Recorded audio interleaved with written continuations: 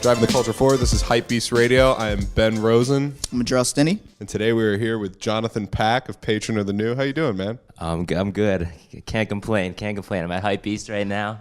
I'm excited. And you've had a busy week, man. You had like a crazy fashion week, couple parties, why don't you let us know like what was going on with you guys in the past literally week and a half? Well, we first started off Fashion Week with the Dior party. So we did Dior basically did a denim pop-up, and we just co-hosted it with them. So we threw an event on Monday night. Yeah, I mean it turned out it was crazy. Got A-Boogie to perform. We got a bunch of good clients, NBA players, some rappers. It was fun. All in all, it was a crazy night, but it was fun. And that's the Dior, and then you guys had another event. And we had the Palm Angels event on Saturday. And that was with Playboy Cardi. Yes, Palm Angels, Playboy Cardi, capsule collection. Yeah, I mean, Cardi came through. We had also a little performance afterwards. I mean, it was we had about over 600 people in line in the pouring rain. Jesus. Yeah, it was. Yeah, the line was around the block. Yeah. No, that was a shit show. That was And so you've been, what's your job title exactly? Because you're basically the face of the store. But what is your, do you have a business card? Do you have anything that tells people what you do exactly? Or? Yeah, I mean, I'm the founder. I do the buy. Obviously, I run the store with my mother. Yeah, but I mean, I guess my title would be founder, buyer, patron of the New. I do most of the men's buying. Me and my mom do the women's buy. So it's And you guys are handling a lot, like you said, you're doing the buying, not just, kind of behind the scenes, but you guys are really kind of curating and picking what goes into the store. Yeah. Has it been like that since day one of the store itself? Yeah, exactly. Yeah, I mean, so the store, I mean, originally, I learned a lot of stuff from my mom. I mean, it's I had no retail experience. I went to school for music industry. So it was obviously something different than what I'm doing right now. I went to school in New Orleans, moved back up here, left school early. Basically, me and my mom always had when I was younger, I had a dream of always opening up a skate shop. And then it ended up skating was one thing that made me get into fashion. So basically, yeah, we basically wanted to start something.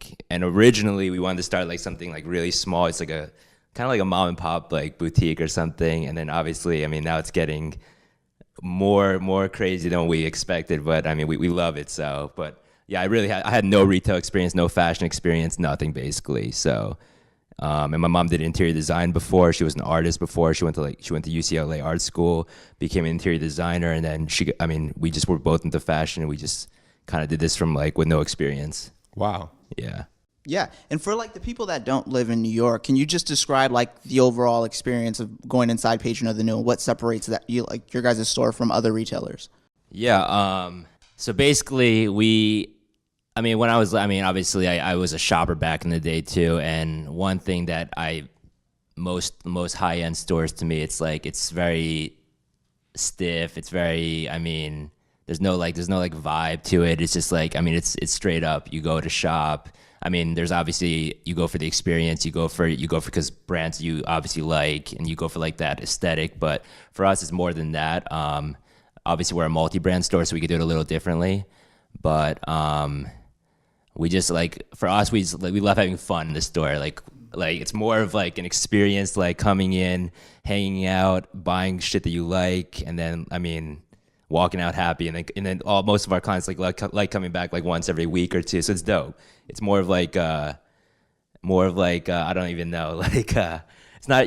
I feel like it's not really a store for me. I come into work every day and I have fun.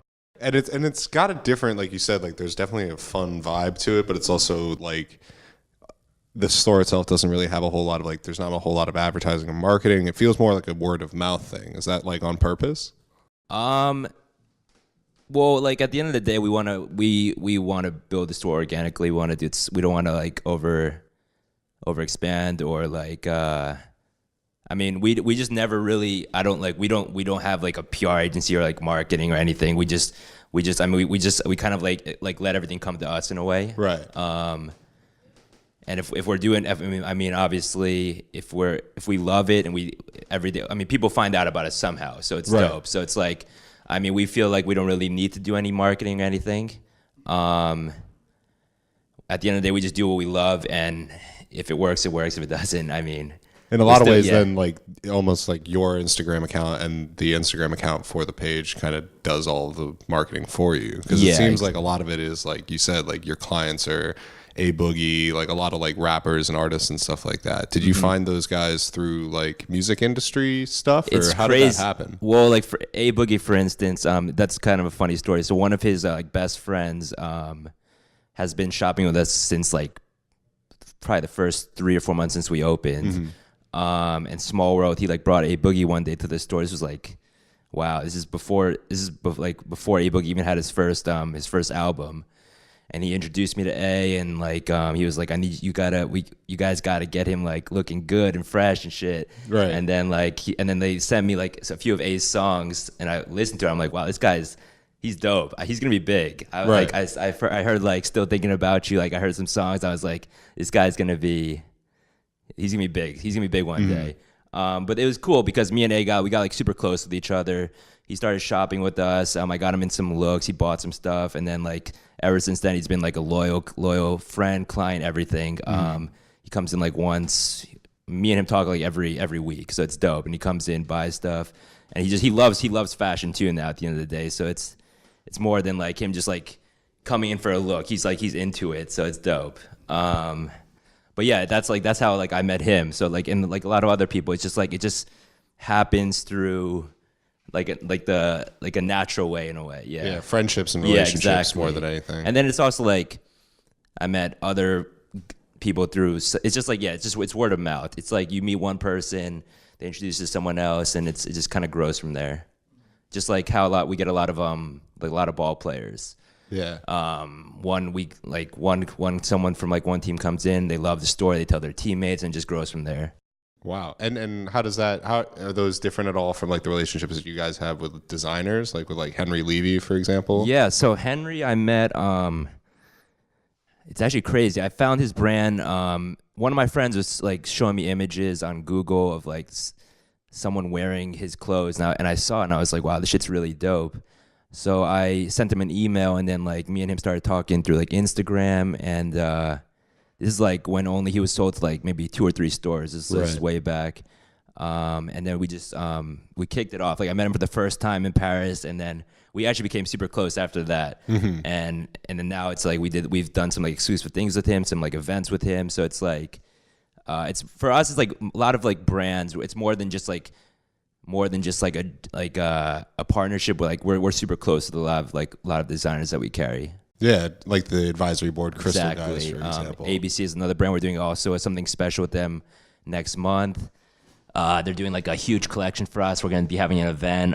So that's like another brand that we're looking forward to working with. Remington, all of them, it's dope people. We connect. So it's like, it's more, we have fun doing it. Mm-hmm. Yeah. And going back on to the discussion of pop-ups, what are your thoughts on like, pop-ups and retailers like using pop-ups as like a tool to, just kind of like reach a wider audience? That's an interesting question, because I mean, like most of the pop-ups we've done have happened kind of like on the spot. We like planned it maybe not even like maybe like 2 or 3 months before. And I mean, a brand hits. I mean, usually the brands approach us and they want to do something special with us at the end of the day, and we're like always excited about it. Especially, I mean, every brand that we carry, we're into. So it's not like, Palm Angels, for instance, and even Dior, they hit us up maybe like a month or 2 before we actually had the event. So we planned it, kind of on the spot. It's like at the end of the day, it's like it's good representation for I think both of us in a way.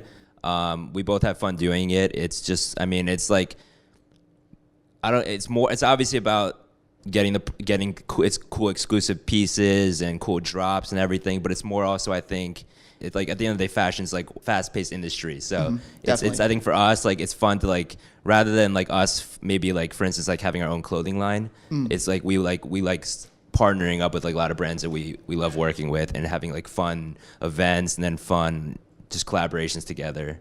And if it like, I mean, we don't really think of it in a way of exposing ourselves more. We just it's more like as if just we're doing something cool with somebody else in a way. For sure. Yeah. Yeah, and you mentioned like, that you guys don't have your own in-house clothing line. Is that something that you think that you guys will ever like look into doing? Oh man, I don't know. After hearing stories about people that are designers and the amount of, I mean, maybe one day, but right now I just want to focus on the store and then do one thing at a time. Yeah, that's another. If I had like another me or something, we could do something like that. If you could outsource it a little bit, yeah. have somebody else handle it. Yeah, but I feel like also like if we did something like that, it takes away from us doing like other projects right now.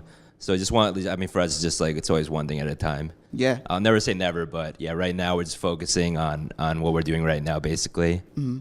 And so if you aren't making in-house merch anytime soon, you and your mom are responsible for the brands that are inside of the store, right? There's no external buyers. What sort of things do you look for in a brand before you stock it at Patron of the New? Is it like a lot of Instagram research? What kind of work goes into it? Most of the brands that we carry, we like honestly, I haven't really found any brand through Instagram. Right. We, like for instance, like Mike Amiri. I still remember like Mike Amiri is one of our biggest labels right now. And it's crazy. Like the first, I remember seeing his like first collection where he had basically 2 style of jeans, a shotgun T-shirt, a leather flannel, and it's more so. He came to us. I met him before even he started his own he had his inline label, but then he was working somewhere else. But it's more so. Every brand that we carry is like a different story. It's not, but Mm-hmm. I haven't found a brand like scrolling through Instagram and finding a brand through like that way. So is it still like the old school like market I still have to, like if I shows? see something that I like, I don't really. For us, my thing is if I like it, I want to get it. Like Right. I don't really look at see if it sells well in other stores or all this thing.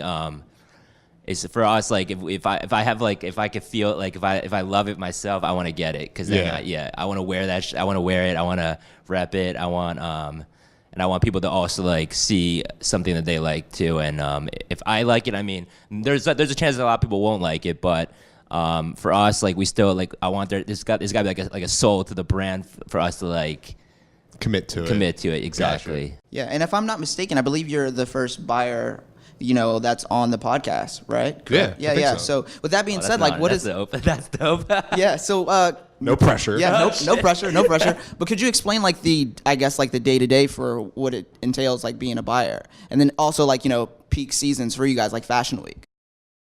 So obviously I'm going back to Paris again at the end of this month for Women's Week. So it feels like it never stops, which I love because it always gives me something to look forward to. But like a day as a buyer, it's like I see new brands every day. It's dope. Like I love the fact that this is like the new age of fashion right now, where there's a lot of new designers coming out. At the end of the day, you can start from scratch basically, and then you can kill it. Now you see all these new lines that are out there that are at the best stores in the world, and it's amazing. It's an amazing feeling for us, and it's an amazing feeling to see all these like even friends of mine that are designers grow. We like grow together in a way. So for me, like doing the buying, my day to day is basically obviously I research too. I always want to look for new brands. And when I find them, we book the appointments. Most of the brands that we carry, I see in Paris. I see them in Paris. Then we do all the orders when we get back home after seeing everything in person. Like as a buyer, it's dope because it's basically like a 365 day thing. Mm-hmm. It's not like we just go to Paris and then You're good for 6 we're good, months. exactly. Yeah. No, it doesn't work. It doesn't work that way. At least I don't think. But I feel like it's like a full-time job because it's not just doing the buy. It's also, every season we want to grow. We want to do something different, something new. So it's more about looking forward to like new things in a way. Yeah, and as Ben mentioned, like the brands that you guys carry are like, very contemporary, very avant-garde, like a lot of them, where they have like these cult followings. Is it ever a concern for you, like, when you buy into a brand that's like very niche, where you think that this might not translate to like, just the main or public audience? I mean, I mean, like that's definitely I feel like that's always gonna happen, especially in high fashion in a way. Because I mean, obviously the clothes they're not cheap. You have to, if someone's really gonna be invested in getting something, they have to really like it. But like for like maybe like a trend standpoint, I don't really like still at the end of the day, like we have to get what we feel comfortable with ourselves, like that we love, brands that we love. And yeah, I mean, we've been blessed, like where basically most of the brands that we've picked up have been they've been successful too, and I'm happy for them. So it's just like, as I said before, like we grow together, so we can we build together in a way. And I mean, right now it's been good, because I mean, a lot of these brands that we carry, they were very small brands 2-3 years ago, just like how we were. No one really knew about Patron of the New maybe 3 years ago. So it's I think, I mean, it's dope, because we're like it's the future of fashion right now. So, and it's dope too, because every brand that we carry, every designer that we work with, they're super into it too. It's like just like Patron's like my baby, like their brand is their baby. So it's like when we talk and we converse and we think about, like, I mean, even like for like the pop-ups and everything, it's easy to set everything up, because we're like so into it, and we'll do whatever it takes. Yeah, we love it. Do you find there to be any advantages of like the store being based in Tribeca and kind of like tucked away from like most retail stores? Was that like a conscious decision, like when you guys initially opened the shop? It honestly, my mom actually found the space. So it was like it was crazy. It's like a weird story. She was looking for spaces, but she like ended up walking down Franklin Street. There was some kind of kids pop-up going on, like a temporary pop-up in there. And she was in love with the space, so she like hit up the landlord, and then it just kind of everything fell into place from there. But I mean, it's dope, because I love Tribeca. We're like on the same block as Tom Brown. We have like amazing restaurants in the neighborhood. So it's like a nice. I mean, I prefer to SoHo, because I mean, to me, SoHo is turning into like an outdoor mall right now. So it's like we like having our own little like private area section. And people love it too. It's cool, because people can just park in front of the store, come in. It's more like, it's more private. It's more it's more convenient. I think it's convenient. I feel like for a lot of your clientele, that is kind of like, it works, because like you said, like if you pull up to the Clout Corridor, like on Howard and Mercer, and you're a basketball player, like that constant line of kids outside of you know, Palace or Stadium Goods or whatever will lose their minds. Exactly. Whereas like when you're down on like Walker or whatever, it is quieter. It feels like there is like a little bit more. Like you can pull up in a black car, hop out. You guys have doormen. Yeah. Like there are certain parts of it that I think are catered toward that clientele, where it's like you don't even like, we open the door for you, someone helps you out, like you said, everybody in there is lighthearted, they know their shit, you get what you want, and then you're out. Exactly. Like, nobody hassles you. There's no like, can I take a selfie while you're in there? Unless it's with you, which I think is like really that's it. It's like you and Waz. Exactly. Like, it's like maybe you'll have to take 2-3 photos. That's about it. And shout out to Waz too. Shout out Waz. And it's been mentioned, like, you know, like a lot of your clientele like are in the entertainment industry. Is there anything that you've learned, like, you know, through working with a lot of your clients that are like in the entertainment industry about fashion? Just like their perspective on it. Yeah, I mean, that's the thing too. Like, I mean, fashion it's amazing how I went to school for music industry to see that now it's cool that, now it's dope working with artists now, like in a way, not obviously not like in the music standpoint, but in the fashion standpoint, and fashion, music, art, everything's kind of built. It's like basically coming together. Even sports, a lot of athletes are into the whole like, I mean, they're into fashion too now. It's amazing, because it's No, I feel like there's definitely like a dialogue being like had between like, you know, the entertainment industry and fashion. Like, you know, you see so many fashion brands collaborating with like musicians, for instance, like with the Palm Angels, or even athletes, now too, and like just the importance that they have too on like, you know, the overall like culture and stuff too. Like they're a lot more influential than, say, for instance, like, you know, I don't know, like just brands promoting on their own. Yeah, I mean, even days. Like from a standpoint of branding now, a lot of athletes and a lot of musicians, they want to somehow be linked up with something related in the fashion world, which is kind of dope. So they're thinking of, I mean, just like how, I mean, there's certain athletes like LeBron and Russell Westbrook and all, they have their own, their brand basically in a way. It's more than just their name, but they know how to work with certain labels and, I mean, build their brand more than just sports.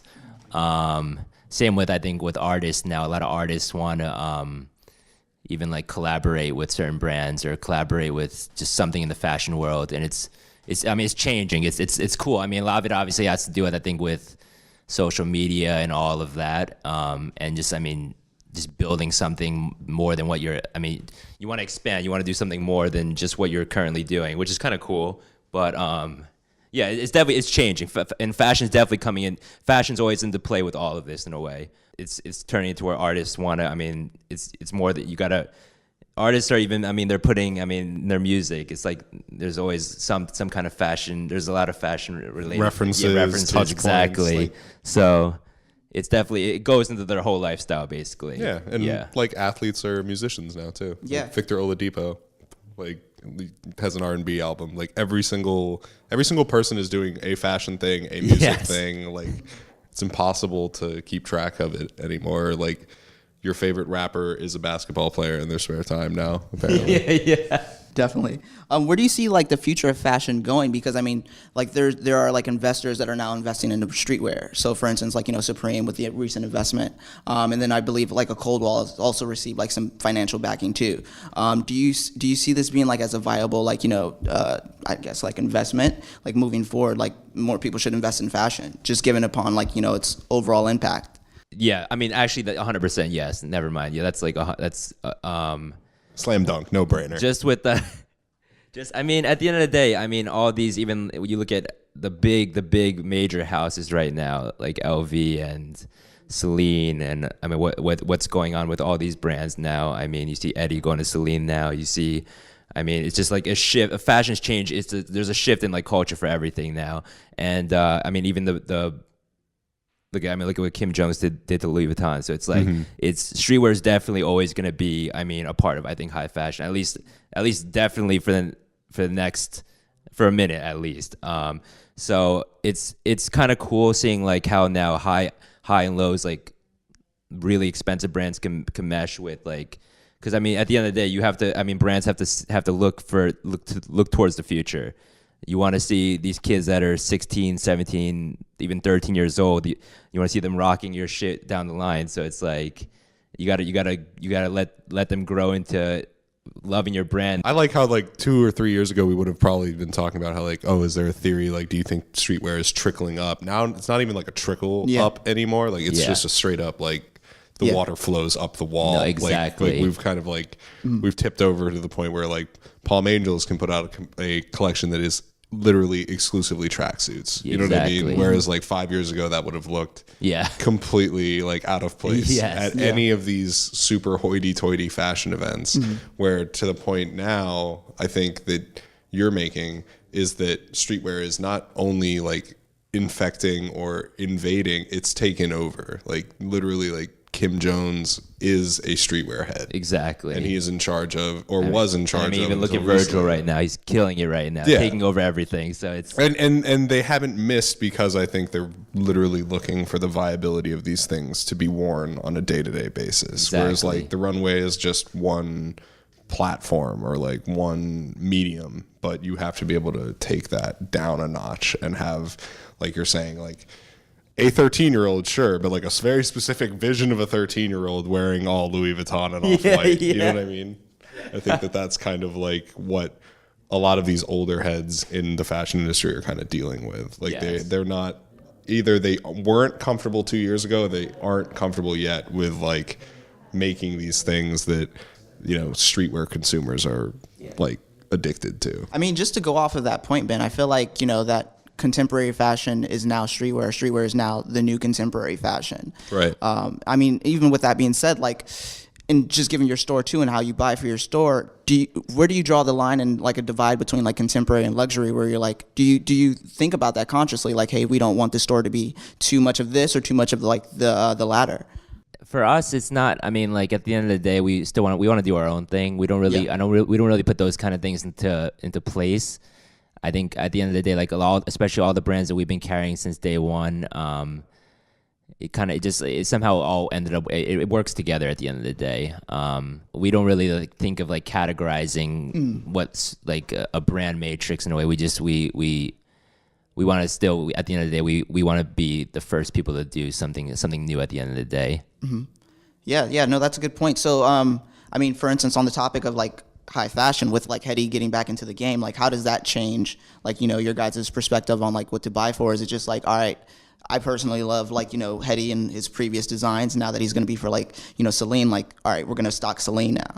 Is that how it pretty much goes? For him as an example, him going to Celine now, I mean, that just everyone wants to get Celine. It's just how it works. It's I mean, Eddie's what got me into high fashion. So it's you put a certain name into something. I mean, obviously Eddie could have been doing his own namesake line, and I still would love to, like, for us, we would love to carry it. It doesn't really matter. It's for us. Even if he did like something even in the lower terms or not in the high fashion house, it doesn't. I think it's still, if you love it, you got to go after it. And yeah. Yeah, no, that's definitely like an interesting perspective, like for like, you know, a retail store to have, just because like with most jobs, once you get to like, you know, a certain level or a certain degree, you tend to like, you know, have to cater to the market towards like, you know, you have to carry these certain brands because they sell. Mm-hmm. So it, you know, it's refreshing to hear that like, you know, your guys, what you guys do with Patron of the New, it's a lot more about like your internal instincts versus just like, you know, the public's reception of it. Yeah, I mean, we don't like numbers and all of that. For us, it's, I mean, we never want, I mean, for us at least, we never want to be too big in a way. I like, it has to be like, for us, I mean, I still, at the end of the day, we want it to be like it's a family business. We want we want the store to be built in the right way. So if it costs us not making over, I mean, if it's a lot of money, it's fine. I mean, as long as I'm happy, it's fine. Business has been good. I mean, I can't complain. So it's and we're just growing. We're growing every day. So it's like I don't look at it from like picking up brands for like a number perspective or doing it in a way that like we feel like we have to do. Like if someone's doing well in that way, that's good for them. But we want to do it. We want to do it our way. Yeah. You mentioned earlier that you guys currently don't have any interest into opening like a second store. But if you were to, where would you like, you know, drop the location pin at? Oh man, I can't say that. I don't wanna.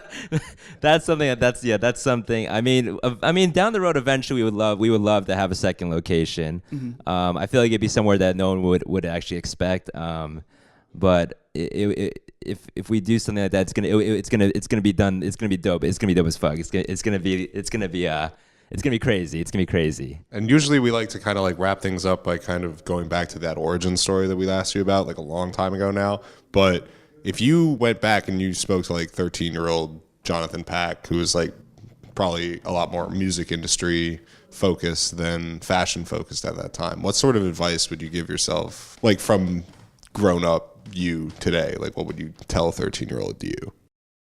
Oh man, just do it. Do what you got to do. Do what you love.